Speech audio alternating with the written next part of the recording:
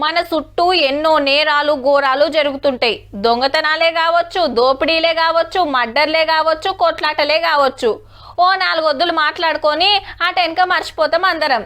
కానీ కొన్ని కేసులు అట్లా కాదబ్బా, ఏండ్లు యాదుంటాయి, అస్సలే మర్చిపోం. గసొంటి కేసే గిదిగినా 4.5 ఏండ్లు కొట్లాడంగా లాయర్లను చంపిన కేసు సిబిఐకి ఇచ్చింది సుప్రీంకోర్టు. అట్లనే వామన్ రావు తండ్రికి సెక్యూరిటీ పెట్టాలని ఆర్డర్ వేసింది.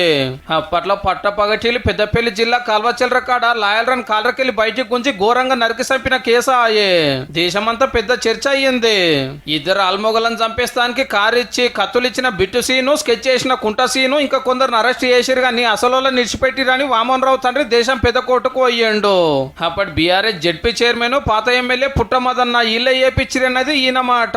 వాళ్ళ గవర్నమెంటే ఉంది కాబట్టి పోలీస్ ఎంక్వైరీ మీద నమ్మిక లేదని ఆడ కేసేసిండు. లేలే నాకేం తెలియదని మదన్న. అయితే బిట్టు సీను పుట్టమదన్నకు మేనల్లుడు, కుంట సీను రైట్ హ్యాండ్, నడిమిట్లు ఇంకిద్దరు. వీడియోలు మొత్తం తీసుకుపోయి కోర్టుకిస్తే ఇన్ని రోజులు 2 దిక్కుల వాదనలు ఇన్నది.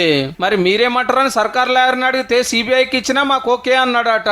సిబిఐ ఎంక్వైరీ చేస్తే ముడిపడి ఉన్న అందరూ కూడా ఆనాడు ప్రభుత్వంలో పైనుంచి కింది వరకు ఉన్నారు, వారందరూ కూడా బయటకు వస్తారు. ఓ ట్రస్ట్ అవినీతి మీద పాత పగలతోటి గింత పని చేసిరని అప్పట్లో ప్రచారం అయ్యింది.